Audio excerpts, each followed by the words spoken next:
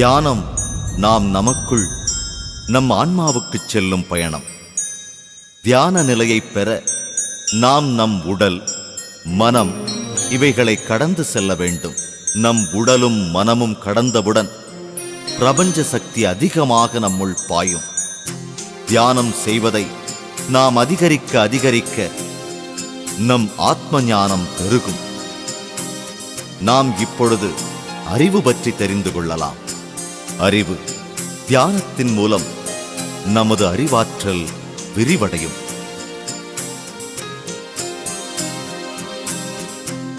தியானம் நம்மை உன்னத அறிவு நிலைக்கு கொண்டு செல்லும். அறிவு என்பது வேறொன்றுமில்லை, அனுபவம்தான். அனுபவம் என்றால் உடல், மனம், அறிவு மற்றும் ஆன்மா இவைகள் சேர்ந்த நிலையில் வாழ்வது.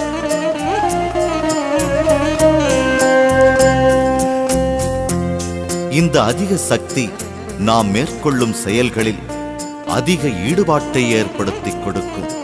ஈடுபாடு அறிவாற்றலை பெருக்கும்.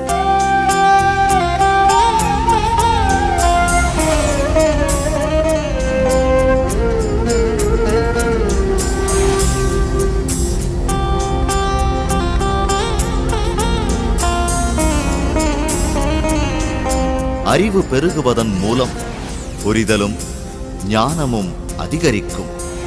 இந்த புரிதல் மூலம் நாம் நம் உடல் மற்றும் மனம் மட்டுமே சம்பந்தப்பட்டவர் அல்ல என்பது புரியும். பல அபூர்வ ஆற்றலை பெற்றவர்கள் நாம் என்பது நமக்கு புரியும். நாம் இருக்கும் எல்லா சூழ்நிலைகளும் அறிவாற்றலின் மூலம் அறியப்படுகிறது. புரிதலின் மூலம் நம்முடைய எல்லா பிரச்சனைகளிலிருந்தும் வெளிவர முடியும். அதிக சக்தியும் அதிக அறிவாற்றலும் நம்முடைய உள்ளுணர்வை விரிவடையச் செய்யும். அதிக அறிவாற்றலை அதிகரிப்பதற்கு நாம் ஞானக்கண் மற்றும் அக உடலை பற்றி தெரிந்து கொள்வது மிக அவசியம்.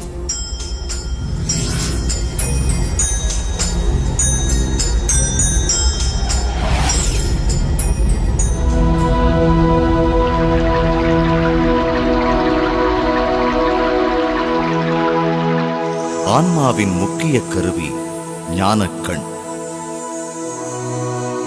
அடுத்த நிலையில் உள்ளவற்றை பார்க்கவும், உணரவும், கேட்கவும் இந்த ஞானக்கண் உதவுகிறது.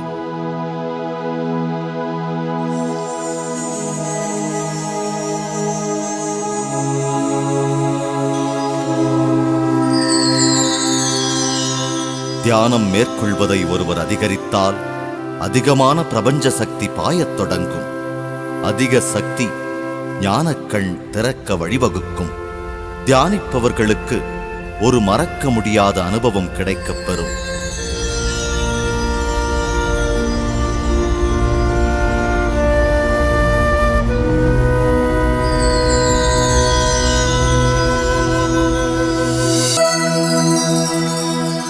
பல முணுமுணுப்புகள் கேட்கத் துவங்கும். காலடி ஓசைகளை கேட்கப் பெறுவோம்.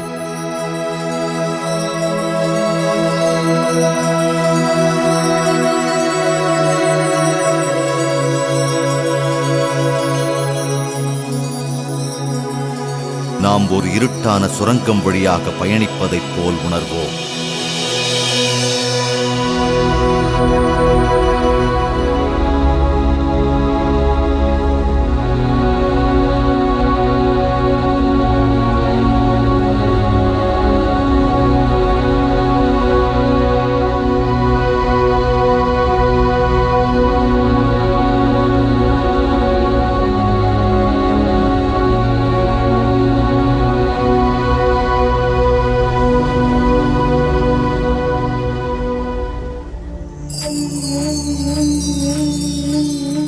சக்தி வடிவம் போதுமான சக்தியை தியானத்தின் மூலம் பெற்றவுடன் நம் ஞானக்கண் முழு வளர்ச்சியை எட்டும்.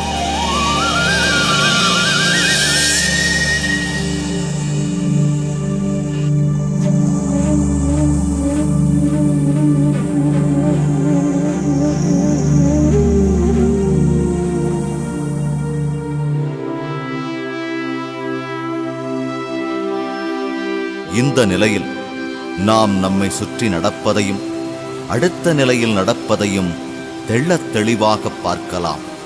ஞானக்கண் முழுமையாக செயல்படும் நிலையில் நாம் நம் கண்கள் பார்க்கும் விஷயங்களை அதிக தெளிவுடன் காணப்பெறலாம்.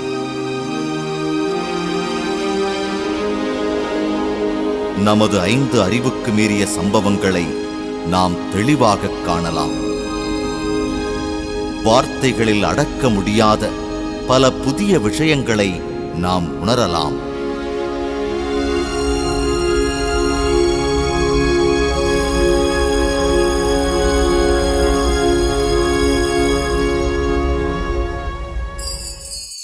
நம் ஆன்மாவின் குரலை கேட்கலாம்.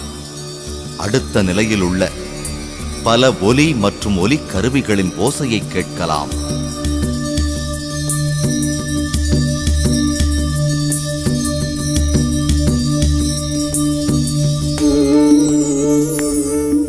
நம்மிடையே இல்லாத பல ஆசான்களை நாம் பார்க்கலாம். நாம் அவர்களை நமக்கு தெரிந்த அதே வடிவத்தில் சந்திக்கலாம்.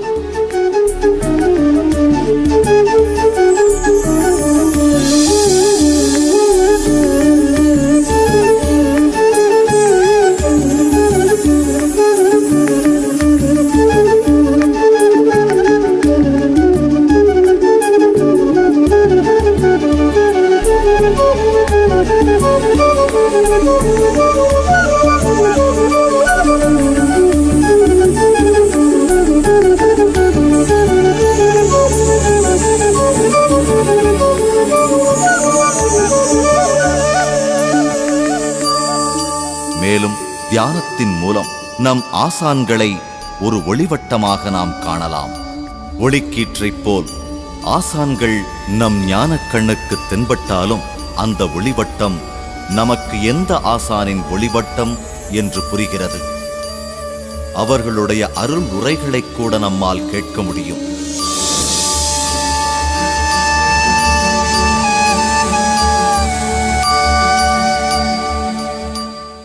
நாம் ஒரு சுரங்கத்தில் பயணம் செய்து இறுதியாக ஒளியோடு நம்மை இணைத்துக் கொள்வோம்.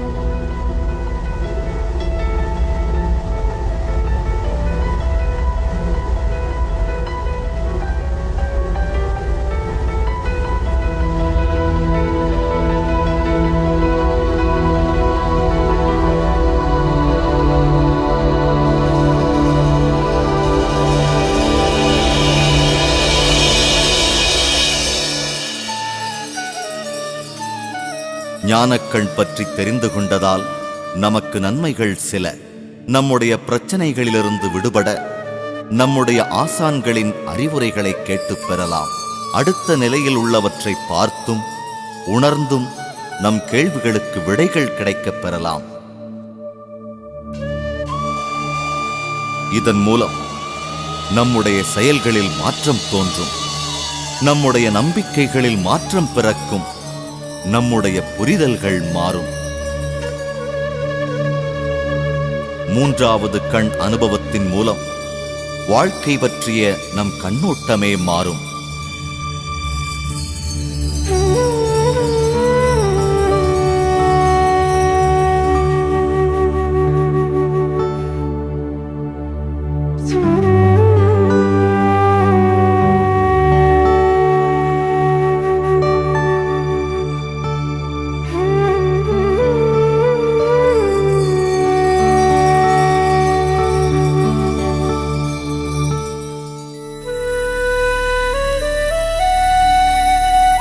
அடுத்ததாக நம்முடைய ஆன்மாவின் அடுத்த கருவியாக விளங்கும் அகவுடலை பற்றி பார்ப்போம். அகவுடல் என்பது நமது ஆன்மாவை அடுத்த நிலைகளுக்கு எடுத்துச் செல்லும் ஒரு கருவி. புறவுடலைப் போல அகவுடலும் நம் ஆன்மாவின் இன்னொரு வடிவம். இயல்பு நிலையில் நம் ஆன்மா நம் உடல் முழுவதிலும் பரவி கிடக்கும். சாதாரணமாக அகவுடல் பயண அனுபவங்களை நாம் விழிப்புணர்வுடன் தூக்கத்தில் செய்வோம். இதை நாம் கனவு என்போம்.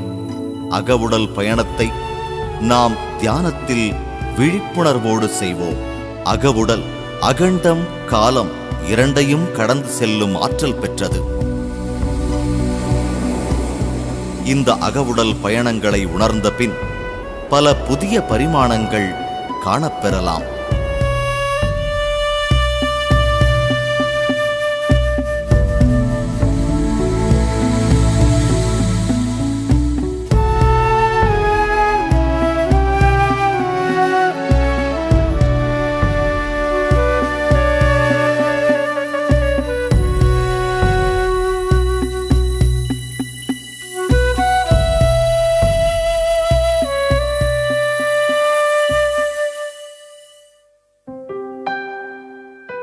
தியானத்தின் மூலம் நாம் அபரிவிதமான பிரபஞ்ச சக்தியை பெற்ற நிலையில் நம் உடலில் பரவிக் கிடக்கும் அகவுடல் ஒரு புள்ளியை நோக்கி பயணம் தொடரும்.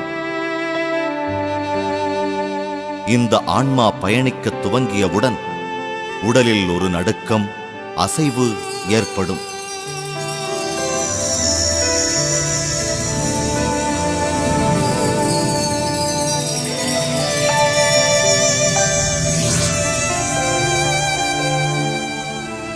நம்முடைய உடல் பறப்பதைப் போல் உணர்வோம். நம்முடைய கை கால்களை உணர முடியாது. நம்முடைய உடல் இறகு போல லேசாகிப் போகும். ஆன்மாவின் அசைவுகளின் அனுபவங்களை நம் உடலின் வெவ்வேறு பாகங்களில் பெறலாம். அல்லது சில சமயங்களில் உடல் முழுவதும் சுழல்வது போல அனுபவம் பெறுவோம்.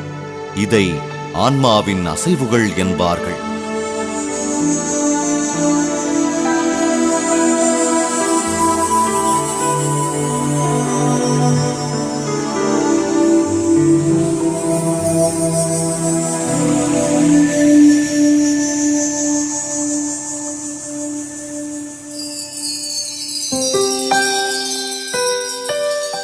நாம் அதிகமாக தியானிப்பதன் மூலம் அதிகமான பிரபஞ்ச சக்தியை பெறலாம். நம் ஆன்மா அகவுடலாக மாறும் சமயத்தில் நம் உடல் வேகமாக நகரும். சுழற்சியும் அதிகமாக இருக்கும். இந்த அசைவுகளுக்குப் பிறகு இந்த அகவுடல் நம் புற உடலை விட்டு வெளியே வரும். இரண்டிற்கும் இணைப்பு பாலமாக ஒரு வெள்ளிக் கொடி இருக்கும்.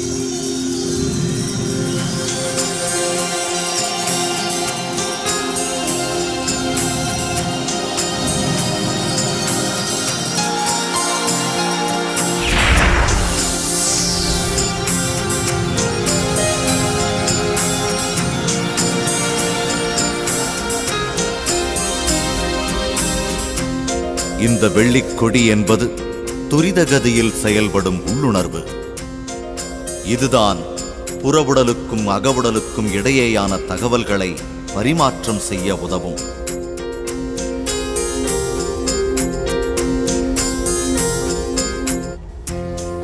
இதை வைத்துத்தான் நம் ஆன்மா பயணம் செய்யும்.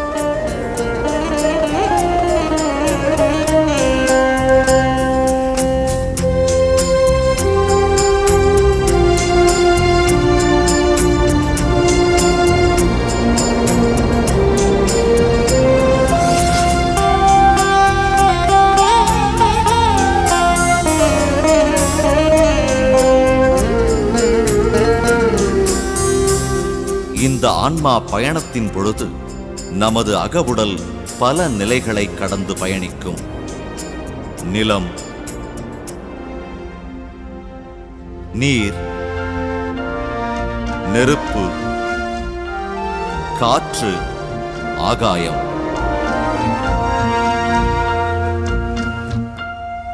நமது அகவுடல் தங்கு தடையின்றி வேறு பரிமாணங்களுக்கும் பயணம் செய்யக்கூடியது.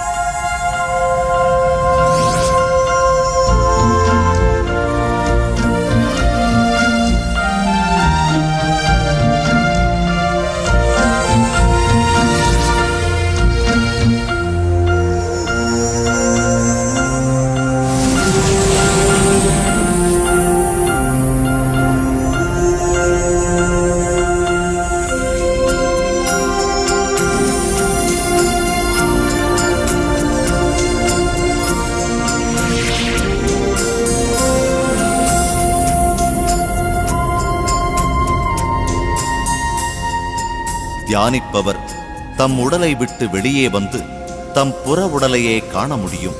இதன் காரணமாக நம் புரிதலின் தன்மை அதிகரிக்கும்.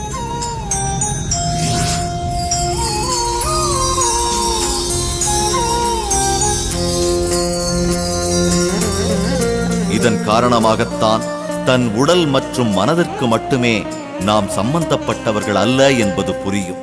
உடலில் குடிகொண்டு மட்டுமே இருந்து வருகிறவர் என்பதும் புரியும். இதுதான் உண்மையான புரிதல். ஆன்மாவின் பயணத்தின் அனுபவத்தை ஒவ்வொருவரும் பெற வேண்டும். இந்த ஆன்மா பயணத்தை அதிகமாக மேற்கொண்டால் நாம் ஏற்படுத்தி வைத்திருக்கும் எல்லைகள் காணாமல் போகும். நாம் எல்லையற்றவர்கள் என்பதும் புரிய வரும். இந்த அனுபவங்களின் மூலமாக நான் என்பது ஆன்மா என்பது தெரிய வரும். நாம் எல்லையற்றவர்கள் என்பதையும் அறிந்து கொள்வோம். வாழ்க்கையின் புதிய பரிமாணங்களையும் நாம் கற்றுக்கொள்வோம்.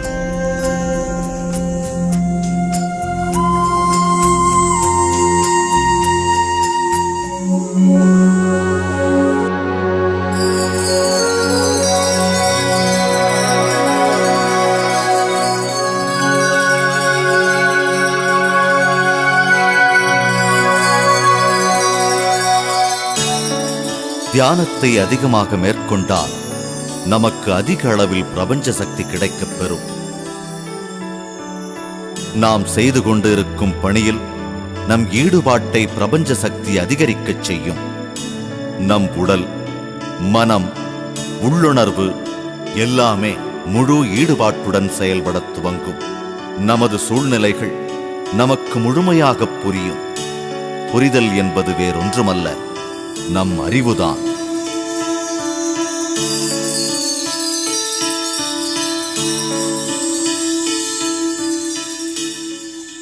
ஒரு மனிதன் அனுபவத்தை மட்டுமே பெறுவான்.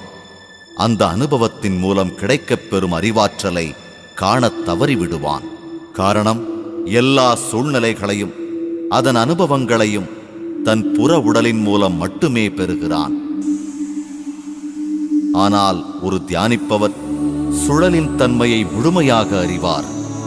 ஏனென்றால் அவருக்கு தெரியும், தான் உடல் மாத்திரம் அல்ல, ஆனால் உடலில் தங்கியிருக்கிறேன் என்பது.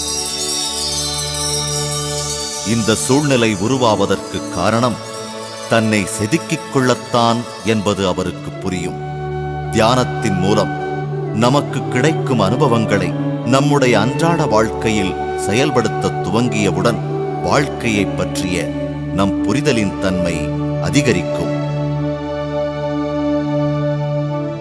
இந்த புரிதல் நமக்கு பல்லாயிரக்கணக்கான கதவுகள் திறப்பதற்கு வழிவகுக்கும். நம் வாழ்வின் புதிய பரிமாணங்களை காணப்பெறலாம்.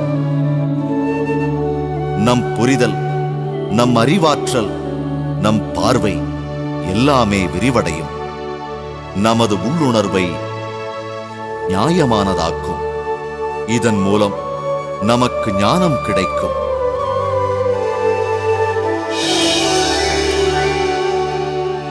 இந்த ஞான நிலையை தியானத்தில் 1000 தங்க இதழ்கள் மலர்ந்தது போல் அனுபவம் பெறுவோம்.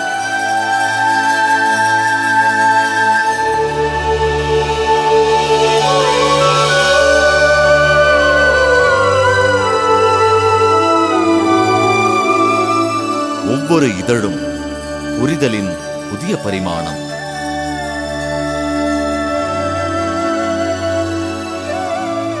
புதிய பரிமாணங்களை காண காண அடுத்த நிலையில் உள்ளவற்றை பற்றிய அறிவாற்றல் மேலும் அதிகமாகும். இந்த புரிதலினால் இறப்பு என்பது ஒன்று இல்லை என்றும் நாம் அனைவரும் கடவுளைப் போன்றவர்கள் என்பதும் தெரிய வரும்.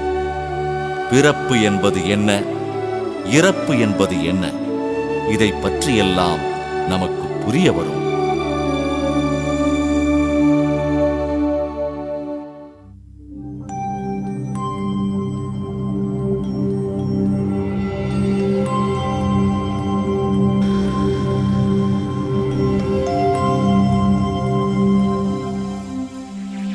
இந்த பூமி பந்திற்கு நாம் ஓர் துகள் போல் வருகிறோம்.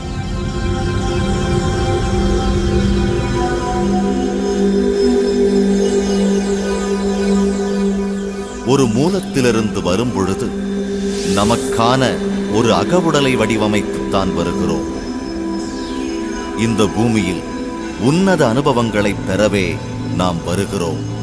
இந்த அனுபவங்களை பெற கருவை நாமே தேர்ந்தெடுக்கிறோம். நமது பெற்றோர்களையும் சுற்றுப்புறத்தையும் சூழ்நிலைகளையும் நாமே தேர்வு செய்கிறோம். நம்முடைய முழு வாழ்க்கையின் வடிவத்தையும் நமக்குள் இருக்கும் நாம் அறிவோம்.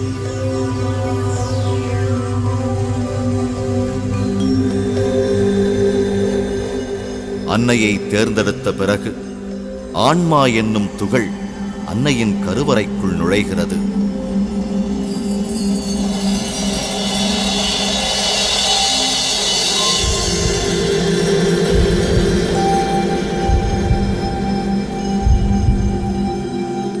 நம் அக உடலில் உள்ள பிரபஞ்ச சக்தியின் அளவைக் கொண்டு நம் புறவுடல் தீர்மானிக்கப்படுகிறது. ஆன்மா அடிக்கடி தன் மூலத்திற்கு பயணம் மேற்கொள்ளும். நாம் பிறக்கும் வரை அன்னையின் உடலை விட்டு வெளியே வந்தவுடன் தான் முதல் முறையாக வெளியில் சுவாசிக்கத் துவங்குகிறோம். இதைத்தான் பிறப்பு என்கிறோம்.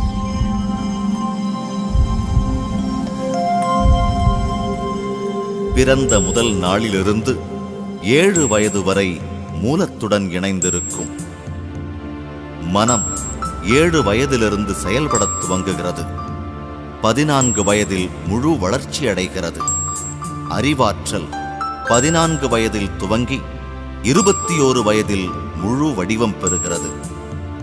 21 வயதிலிருந்து 28 வயது வரை நம் உடல், மனம், அறிவாற்றல் மூன்றும் இணைந்து செயல்படும் அனுபவங்களை பெறலாம்.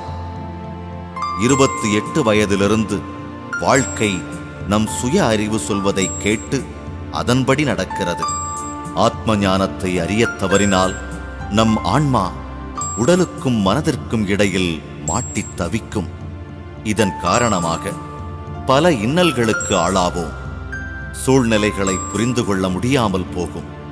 பல இயல்பான சம்பவங்கள் கூட கடினமாகத் தோன்றும். ஒரு இறுக்கமான மனநிலைக்குள் தன்னை ஒளித்துக் கொள்வான். இந்த இறுக்கம் பிரபஞ்ச சக்தி பாய்வதை தடுக்கும். இதன் காரணமாக உடல் உபாதைகள், மன அழுத்தமும் படபடப்பும் தோன்றும். அவனை அறியாமல் நாட்கள் அவனை கடக்கும். அவன் வாழ்வதற்கான நோக்கத்தை புரியாமல் அவதிப்படுவான். நோக்கமும் புரிதலும் இல்லாமல் ஒருவன் வாழத் துவங்கினால் அவன் குழந்தை பருவத்திலிருந்து இளமை பருவத்தை அடைவான். பின்பு முதுமை பருவம் அடைந்து இறுதியில் இறந்தும் விடுவான். இந்த பூமி பந்திற்கு எந்த நோக்கத்திற்காக வந்தானோ அதை நிறைவேற்றாமல் இந்த பூமி பந்தை விட்டு விலகுவான். இதைத்தான் நாம் இறப்பு என்கிறோம்.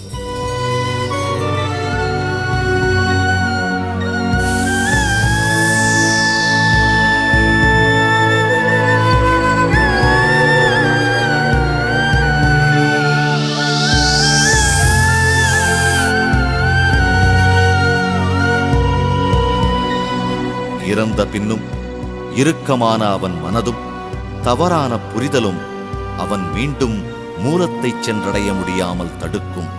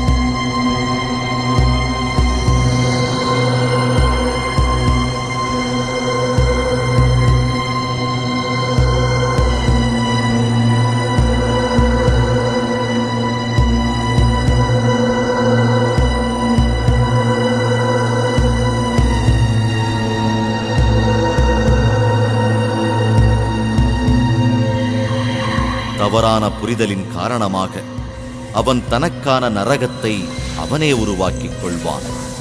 நரகமோ சொர்க்கமோ தானாக அமைத்துக் கொண்டு கீழ்மட்ட உலகின் ஜீவராசியாகவே இருப்பான்.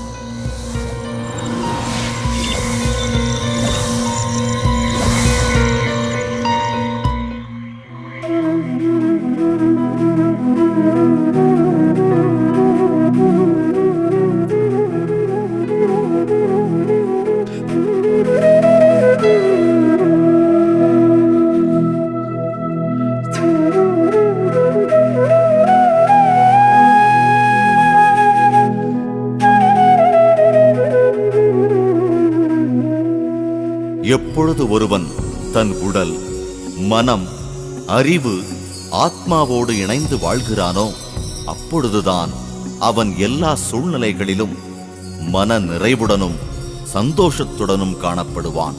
இறந்த பின்னும் அவன் திரிசங்கு நிலையில் வாழமாட்டான். அவன் மூலத்திற்கு திரும்பச் சென்று விடுவான்.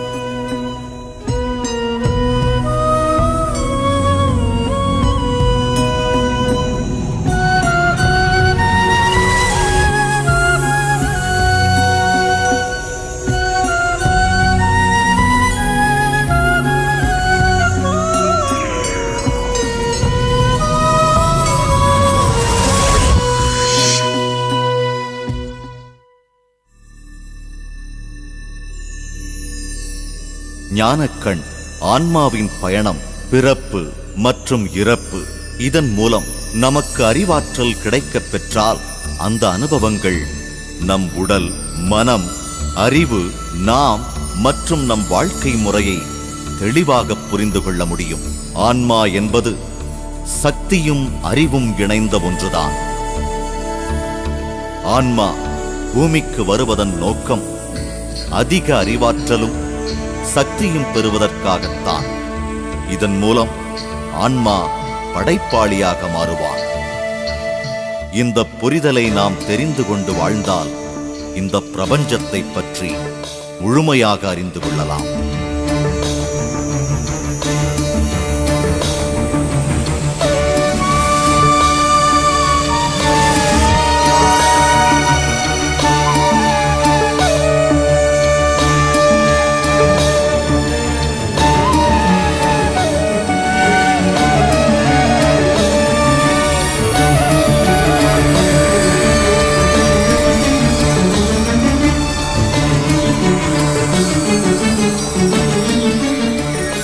இந்த புரிதலினால் ஒருவன் அற்புத படைப்பாளியாகலாம். அதன் பின்பு அவன் பேசுவது போல்தான் நடக்கும். அவன் நினைப்பது போல்தான் எதுவும் நடக்கும். அவன் செய்வதெல்லாம் சிறந்த படைப்பாக மாறும். இதுதான் ஒளிச்சுற்று.